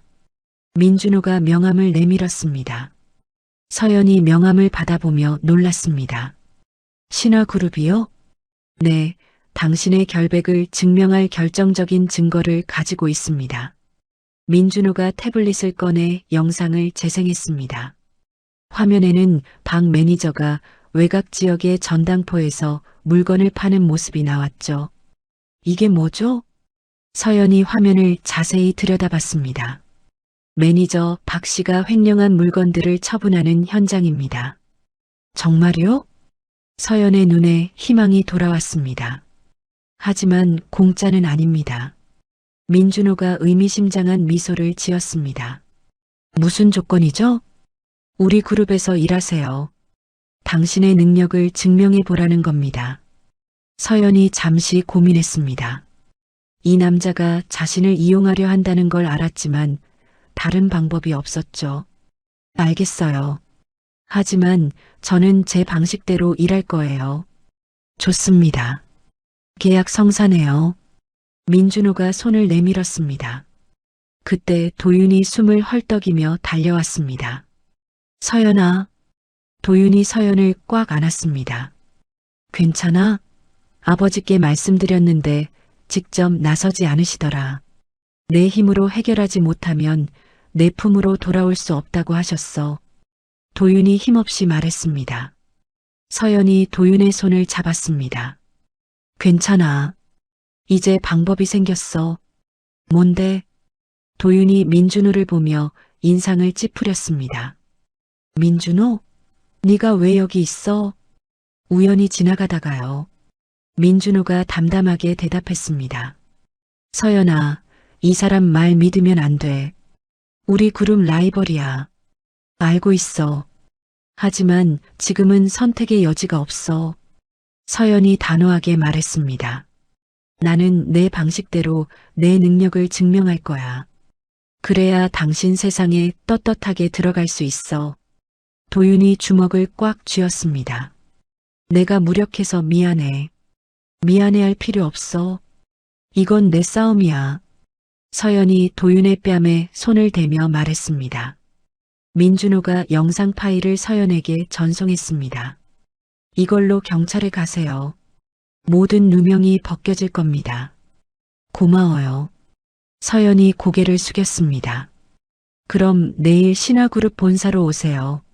민준호가 떠나며 말했습니다. 도윤이 서연을 바라봤습니다. 정말 가는 거야? 응. 내가 혼자 설 수 있다는 걸 보여줄 거야. 서연이 결연한 표정으로 말했습니다. 한편 이건명 회장이 사무실에서 보고를 받고 있었습니다. 민준호가 서연 씨에게 접근했습니다. 김 비서가 조심스럽게 말했습니다. 그래, 흥미롭군. 이건명이 창밖을 바라보며 중얼거렸습니다. 경쟁자를 통해 들어오는 것도 나쁘지 않아. 그녀의 진짜 실력을 볼 수 있겠군. 이건명의 입가에 미세한 미소가 떠올랐습니다. 서연이 경찰서로 다시 들어가며 마음을 다잡았습니다. 이제 진짜 시작이었죠. 서연이 민준호가 준 영상을 경찰에 제출한 지 2시간 후 매니저 박 씨가 긴급 체포되었습니다. 이런 젠장. 박 씨가 수갑을 찬 채 경찰차에 실려가며 소리쳤습니다. 정서연, 이 일이 끝난 게 아니야. 박 씨의 험악한 목소리가 거리에 울려 퍼졌습니다. 서연이 경찰서 앞에서 안도의 한숨을 내쉬었습니다. 드디어 끝났네. 도윤이 서연의 어깨를 감쌌습니다. 고생했어. 이제 집에 가자. 응, 짐 정리하고 내일부터 새로 시작해야지. 서연이 밝게 웃었습니다. 하지만 그들이 모르는 사이 박 씨는 구치소에서 광기에 사로잡혀 있었습니다. 다 그년 때문이야. 내가 이렇게 된 게 다 정서연 때문이라고. 박 씨가 차가운 독방에서 이를 갈며 중얼거렸습니다. 박 씨는 구속 전날 밤 마지막 복수를 계획했습니다. 어차피 내 인생은 망했어. 그럼 그년도 똑같이 만들어주지. 박 씨가 몰래 빠져나와 서연이 살던 고시원으로 향했습니다. 손에는 휘발유통을 들고 있었죠. 같은 시각 이건명 회장이 고용한 경호팀이 박 씨의 움직임을 감시하고 있었습니다. 회장님, 박 씨가 이상한 행동을 보입니다. 경호원이 무전기로 보고했습니다. 뭘 하고 있나? 고시원 건물 주변을 맴돌고 있습니다. 뭔가 들고 있는 것 같고요. 이건명이 펄쩍 뛰었습니다. 당장 막아라. 서연이한테 위험이 갈 수도 있어. 고시원 앞에서 박 씨가 휘발유를 뿌리기 시작했습니다. 정서연, 네가 내 인생을 망쳤으니까 내 집도 없애주마. 박 씨가 라이터를 꺼내려는 순간 경호원들이 달려들었습니다. 거기서 뭐야, 너희들이 누구야? 박 씨가 당황하며 뒤로 물러섰습니다. 라이터 내려놔. 경호원이 박 씨의 손목을 붙잡았습니다. 나 달라고. 박 씨가 발버둥치며 저항했지만 이미 늦었습니다. 하지만 박 씨가 떨어뜨린 라이터가 바닥에 휘발유에 닿았습니다. 순식간에 불길이 치솟았죠. 불이야. 고시원 주민들이 비명을 지르며 밖으로 뛰어나왔습니다. 소방차 사이렌 소리가 거리에 울려 퍼졌습니다. 다행히 사람들은 모두 무사했지만 서연의 방은 완전히 타버렸습니다. 서연이 현장에 도착했을 때는 이미 모든 게 재가 되어 있었습니다. 내 짐들이. 서연이 무릎을 꿇고 주저앉았습니다. 도윤이 서연을 꽉 안았습니다. 괜찮아. 다시 시작하면 돼. 사람이 다치지 않아서 다행입니다. 경호원이 다가와 말했습니다. 누구세요? 서연이 고개를 들며 물었습니다. 그냥 지나가던 사람입니다. 경호원이 대답하고 조용히 사라졌습니다. 다음 날 민준호가 서연에게 전화했습니다. 화재 소식 들었어요. 괜찮으세요? 네, 다행히 다쳤진 않았어요. 서연이 힘없는 목소리로 대답했습니다.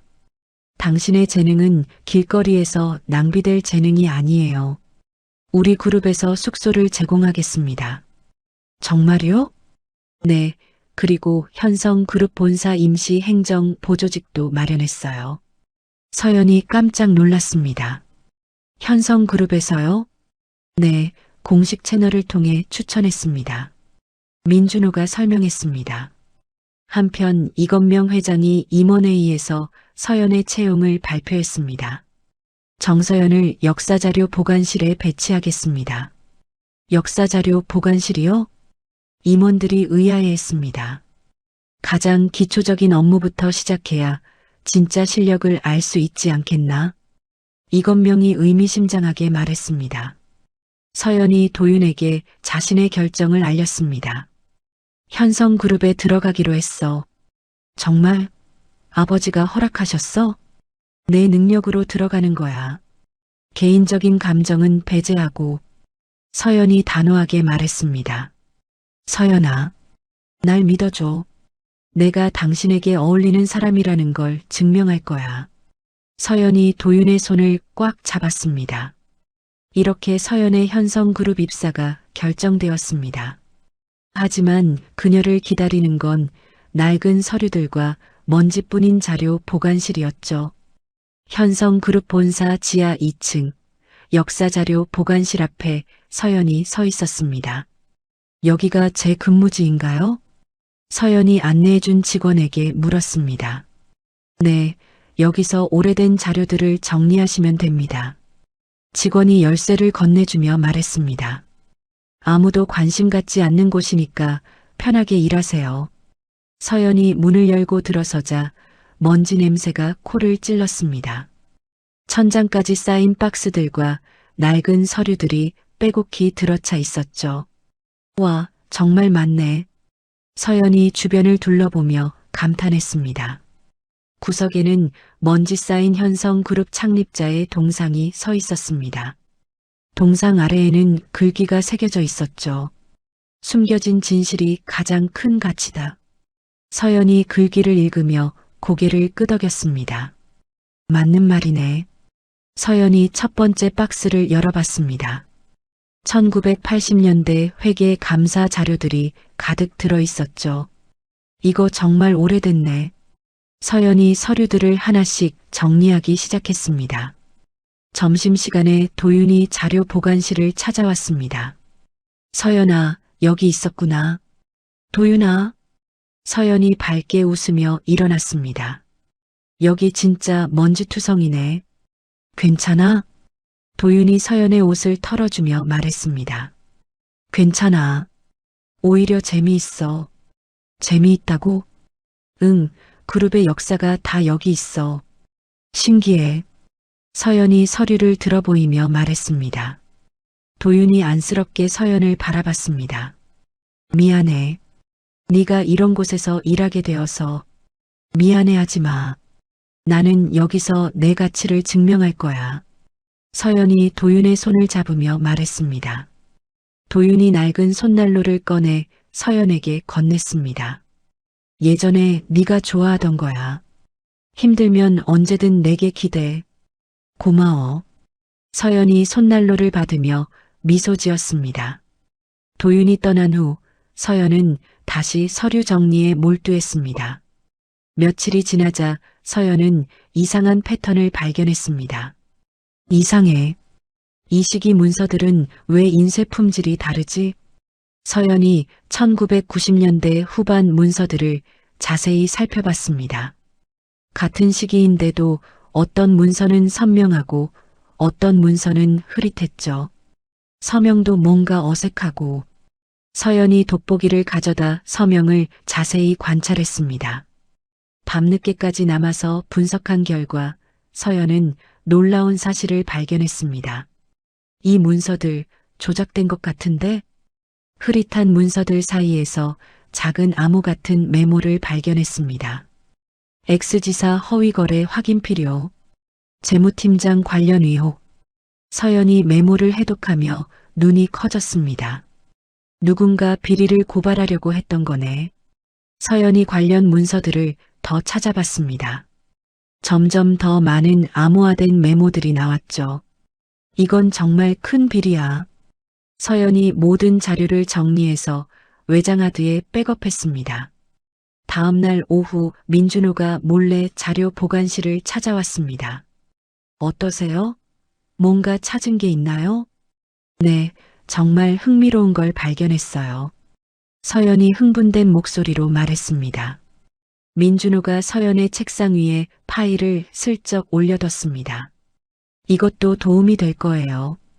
파일에는 재무팀장고 씨에 대한 기밀 정보가 들어 있었습니다. 이분이 재무팀장이신가요? 네, 그분과 관련된 흥미로운 정보들이 있어요. 민준호가 의미심장하게 말했습니다.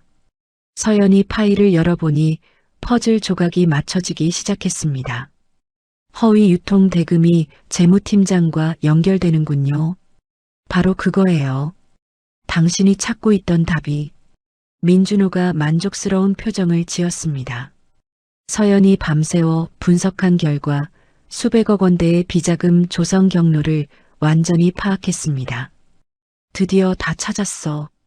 서연이 외장하드를 보며 뿌듯해했습니다. 하지만 이때 재무팀장고 씨가 서연의 움직임을 눈치채고 있었습니다. 정서연이라는 여자가 뭔가 파고들고 있다고 고 씨가 부하에게 험악한 표정으로 물었습니다. 네, 자료 보관실에서 계속 뭔가 조사하고 있습니다. 당장 보관실 접근을 차단해. 그리고 그 여자를 어떻게든 제거하라고 고 씨가 이를 갈며 명령했습니다. 서연은 자신에게 위험이 다가오고 있다는 걸 모른 채 회장에게 보고할 준비를 마쳤습니다. 서연이 완성한 비리 보고서를 들고 이건명 회장실로 향했습니다. 회장님께 직접 보고드리고 싶습니다. 서연이 비서실에서 말했습니다. 죄송하지만 회장님이 바쁘셔서요. 보고서는 제가 전달드리겠습니다. 김 비서가 보고서를 받으려 했습니다. 아니에요. 반드시 직접 전달해야 합니다. 서연이 보고서를 꽉 안고 말했습니다. 하지만 서연이 모르는 사이 재무팀장고 씨가 중간 결제 라인을 조작하고 있었습니다. 이 보고서는 절대 회장에게 올라가면 안 된다. 고 씨가 부하에게 지시했습니다. 알겠습니다. 처리하겠습니다. 결국 서연의 보고서는 회장에게 전달되지 못하고 파쇄되었습니다. 다음 날 고 씨가 서연을 자신의 사무실로 불렀습니다. 정서연 씨, 들어오세요.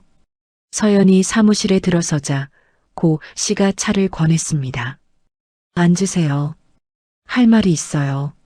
무슨 일이신가요? 서연이 긴장한 채 앉았습니다. 자료 보관실에서 열심히 일하고 있다더군요. 네, 최선을 다하고 있습니다. 고 씨가 서연을 빤히 바라봤습니다. 그런데 말이에요. 쓸데없는 일에 시간을 낭비하는 것 같아서요. 쓸데없는 일이요? 옛날 자료 같은 거 말이에요. 그런 거 뒤지지 말고 다른 일을 해보는 게 어때요? 고 씨가 책상 서랍에서 봉투를 꺼냈습니다. 이 안에 3억이 들어있어요. 서연이 깜짝 놀라며 뒤로 물러섰습니다. 뭐 하는 거예요? 그리고 해외 지사 간부 자리도 마련했어요. 조건 좋아요. 고 씨가 계약서를 내밀었습니다. 전 그런 거 필요 없어요. 서연이 단호하게 고개를 저었습니다. 생각 좀 해보세요. 돈도 벌고 승진도 하고 제 정직함은 돈으로 살 수 없어요. 서연이 일어서며 말했습니다. 고 씨의 얼굴이 차갑게 변했습니다. 그럼 어쩔 수 없네요. 고 씨가 내선 전화를 들었습니다. 인사팀이요? 정서연 해고 처리하세요. 규정 위반으로. 서연이 고 씨와의 대화를 몰래 녹음하고 있었습니다. 핸드폰이 주머니 속에서 모든 걸 기록하고 있었죠. 해고라니요? 무슨 규정을 위반했다는 거예요?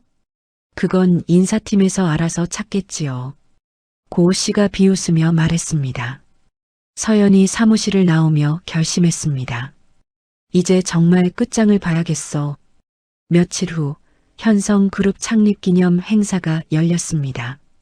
이건명 회장이 연단에서 연설하고 있었죠. 현성그룹은 언제나 윤리 경영과 청렴성을 최우선으로 해왔습니다. 임직원들과 언론인들이 박수를 쳤습니다.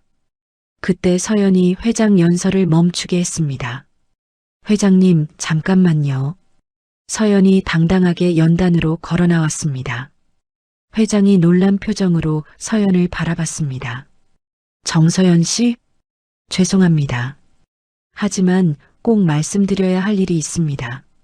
서연이 태블릿을 대형 스크린에 연결했습니다. 여러분, 이걸 보세요. 스크린에 재무팀장 고 씨의 비자금 조성 경로가 나타났습니다. 수백억 원이 이렇게 빠져나갔습니다. 관중들이 웅성거리기 시작했습니다. 그리고 이건 녹음 파일입니다. 서연이 고 씨와의 대화를 재생했습니다. 3억을 주겠다. 해외 지사 간부 자리도 마련했다. 고 씨의 목소리가 회장실에 울려 퍼졌습니다. 고 씨가 얼굴이 새하얗게 변해 스크린을 끄려 했습니다. 이거 조작된 거야. 믿지 마세요. 하지만 이건명 회장이 손을 들어 제지했습니다. 그만. 충분히 들었다. 이건명이 서연을 바라봤습니다. 훌륭합니다. 정말 대단해요. 이건명이 모든 임직원 앞에서 서연에게 고개를 숙였습니다. 제가 틀렸습니다. 당신 같은 인재를 시험했던 제 자신이 부끄럽습니다. 회장이 마이크에 대고 말했습니다. 정서연 씨를 현성그룹 윤리경영 특별감사임원으로 임명합니다. 그리고 제 아들 도윤의 정식 약혼녀임을 발표합니다. 관중들이 뜨거운 박수를 보냈습니다. 도윤이 눈물을 흘리며 서연의 손을 잡았습니다. 서연아, 정말 자랑스러워. 서연이 환하게 웃으며 대답했습니다. 이제 시작이야. 서연이 윤리경영 특별감사임원으로 임명된 지 6개월이 지났습니다. 그녀는 그룹 내 부패 척결에 앞장서며 바쁜 나날을 보내고 있었죠. 서연아, 결혼 준비도 해야 하는데 괜찮아? 도윤이 서연의 사무실을 찾아와 걱정스럽게 물었습니다. 괜찮아. 일도 중요하지만 우리 결혼도 소중하니까. 서연이 도윤의 손을 잡으며 미소 지었습니다. 그럼 내일 건강검진 받으러 같이 가자. 결혼 전 필수라고 하더라. 알았어. 다음 날 병원에서 건강검진을 받은 후 두 사람은 결과를 기다리고 있었습니다. 정서연 씨, 이도윤 씨, 들어오세요. 의사가 심각한 표정으로 두 사람을 불렀습니다. 검사 결과가 나왔는데요. 의사가 잠시 망설이더니 입을 열었습니다. 도윤 씨, 혈액암이 재발했습니다.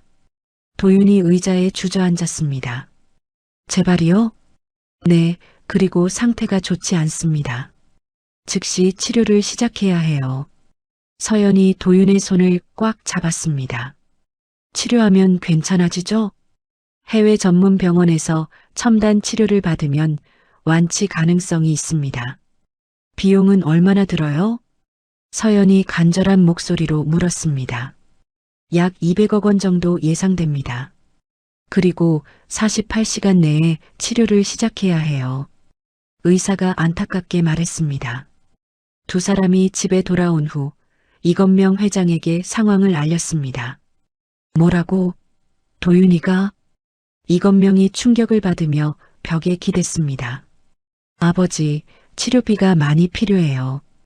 도윤이 힘없이 말했습니다. 이건명이 급히 재무팀을 불렀습니다. 그룹 비상 자금이 얼마나 있나? 죄송합니다. 신성그룹과의 M&A 계약 때문에 모든 현금이 묶여 있습니다. 재무 담당자가 고개를 숙였습니다. 지금 계약을 파기하면 천문학적인 위약금을 물어야 합니다. 그룹 전체가 위험해져요. 이건명이 머리를 감쌌습니다. 개인 금고는? 그것도 치료비엔 턱없이 부족합니다. 서연이 이 모든 얘기를 듣고 있었습니다. 회장님, 제가 방법을 찾아보겠습니다. 서연아, 네가 뭘 할 수 있겠어? 도윤이 지친 목소리로 말했습니다. 모르겠어. 하지만 포기할 수는 없어. 서연이 단호하게 말했습니다. 서연이 밤새 M&A 계약서를 분석했습니다. 과거 자료 보관실에서 봤던 법률 세미나 자료가 떠올랐죠. 긴급한 불가항력적 경영 위기 발생 시 계약 유보 조항. 서연이 중얼거리며 계약서를 뒤졌습니다. 있다. 서연이 조항을 발견하고 소리쳤습니다. 기업의 존속에 영향을 미치는 중대한 비상사태 발생 시 계약 유보 가능. 서연이 새벽에 이건명 회장을 찾아갔습니다. 회장님, 방법을 찾았어요. 정말? 이건명이 반가운 표정으로 서연을 바라봤습니다. 후계자의 생명 위독은 그룹 존속의 중대한 위협이에요. 이걸 근거로 계약을 일시 유보할 수 있습니다. 그런 방법이 있었나?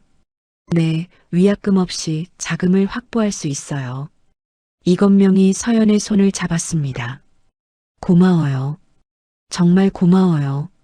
한편 도윤의 상태는 급속히 악화되고 있었습니다. 의식을 잃었습니다. 더 이상 지체할 수 없어요. 주치의가 긴급하게 보고했습니다. 서연이 그룹 법무팀을 지휘하여 신성그룹과 긴박한 협상을 벌였습니다. 후계자 생명 위독에 따른 경영 존속 위협을 이유로 계약 유보를 요청합니다. 말도 안 돼. 그런 조항이 어디 있어? 신성그룹 측이 반발했습니다. 계약서 47조 3항입니다. 확인해 보세요. 서연이 차분하게 조항을 인용했습니다. 신성그룹이 계약서를 확인한 후 할 수 없이 협상 테이블에 앉았습니다. 치료 기간 동안만 일시 정지합니다. 감사합니다. 서연이 안도의 한숨을 내쉬었습니다. 이렇게 확보한 자금으로 도윤이 해외 전문 병원으로 이송되었습니다. 서연이 도윤과 함께 전세기에 올랐죠. 서연아, 고마워. 네가 아니었다면. 도윤이 서연의 손을 꽉 잡았습니다. 같이 이겨내자. 서연이 도윤을 바라보며 말했습니다. 3개월간의 치료 끝에 도윤이 완치 판정을 받았습니다. 축하합니다. 완전히 나았어요. 해외 병원 의사가 밝게 웃으며 말했습니다. 정말요? 서연이 믿을 수 없다는 표정으로 물었습니다. 네, 재발 위험도 거의 없습니다. 도윤이 서연을 꽉 안았습니다. 서연아, 네가 내 생명을 구해줬어. 우리가 함께 이겨낸 거야. 서연이 눈물을 흘리며 대답했습니다. 한국으로 돌아오는 날 인천공항에는 이건명 회장이 직접 나와 있었습니다. 아들아, 이건명이 도윤을 끌어안았습니다. 서연아, 정말 고마워. 네가 내 아들과 그룹을 모두 구해줬구나. 이건명이 서연의 손을 잡으며 말했습니다. 6개월 후 이건명은 성대한 결혼식을 준비했습니다. 결혼식장에는 그룹 임직원들과 각계 인사들이 참석했습니다. 오늘 이 자리에서 고백하고 싶은 일이 있습니다. 이건명이 하객들 앞에서 마이크를 잡았습니다. 제가 처음 서연이를 만났을 때 거지 행색으로 변장해서 그녀를 시험했습니다. 하객들이 놀란 표정으로 웅성거렸습니다. 그때 제가 얼마나 오만하고 어리석었는지 깊이 반성합니다. 이건명이 서연을 향해 고개를 숙였습니다. 서연이의 순수한 마음이 저를 변화시켰고 우리 그룹 전체를 바꿔놓았습니다. 박수가 쏟아졌습니다. 결혼 후 서연은 현성그룹사회 공헌 이사로 임명되었습니다. 첫 번째 프로젝트로 현성 정직 인재상 시스템을 만들겠습니다. 서연이 첫 임원회의에서 발표했습니다. 과거 저처럼 어려운 환경에서 일하는 분들이 정당한 대우를 받을 수 있도록 하겠어요. 매니저 박 씨 같은 부패한 관리자들이 설 자리를 없앨 거예요. 임원들이 뜨거운 박수를 보냈습니다. 1년 후 서연이 과거 일했던 편의점을 다시 찾았습니다. 간판이 새로 바뀌고 내부도 깔끔하게 정리되어 있었습니다. 계산대에는 20살 정도의 젊은 남자가 서 있었죠.